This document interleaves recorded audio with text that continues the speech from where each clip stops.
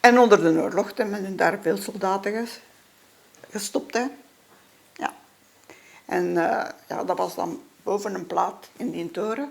En daar konden ze bovenop zitten en ze wisten niet waar ze zaten. Hè. Déjà,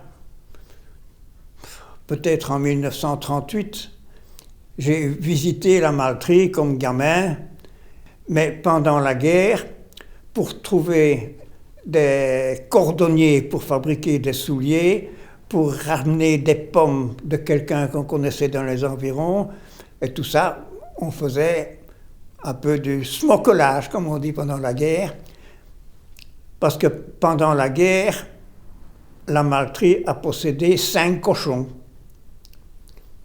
même 6 cochons.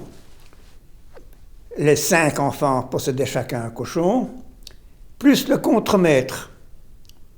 Et alors, au grand étonnement, le cochon du contremaître grossissait beaucoup plus, ce qui était tout à fait normal, puisque en plus des déchets de la Maltrie qu'on donnait à nos cochons, le contremaître donnait ses déchets du ménage. Les cochons se trouvaient cachés pour les Allemands, évidemment. Et le grand danger, évidemment, c'est quand on a abattu les cochons, c'est qu'il ne fallait pas qu'ils commencent à crier. Pendant la guerre, l'armée belge avait réquisitionné des bâtiments pour faire loger des soldats. Et parmi ces cyclistes, il y avait Patrick Sercu.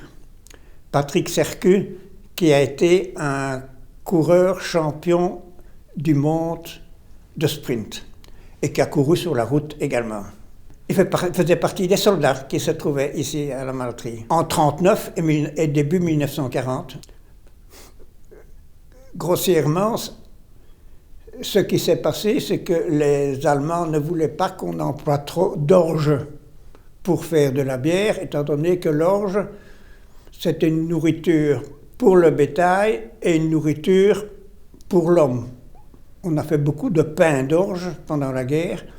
Conclusion, la Maltrie tournait très fort au ralenti. Alors, pour substituer l'orge, on a fait de la farine de betterave. Dire comment les brasseurs tiraient leur plan pour faire de la bière avec la farine de betterave, je n'en sais rien. Mais je sais que les brasseurs préféraient nettement la farine de betterave sucrière, ce que les Allemands interdisaient. Peu de temps avant la libération, la Maltrie a pourtant commandé des betteraves sucrières.